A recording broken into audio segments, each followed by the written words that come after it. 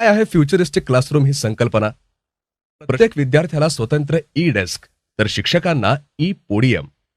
मुलांच्या हाती नोटबुक ऐवजी इंटरॅक्टिव्ह स्क्रीन, त्यावर रंजक शैक्षणिक ॲप, पुस्तकही स्क्रीनवर, ऑफलाईन चालणारा वर्गनिहाय डिजिटल कंटेंट, पेन पेन्सिल ऐवजी interactive stylus, wireless keyboard Mouse आणि हेडफोन अशा अत्याधुनिक साधनांनी विद्यार्थ्यांना गुंतवलं आणि सुरू झालं इंटरॅक्टिव्ह रंजक अध्ययन अध्यापन.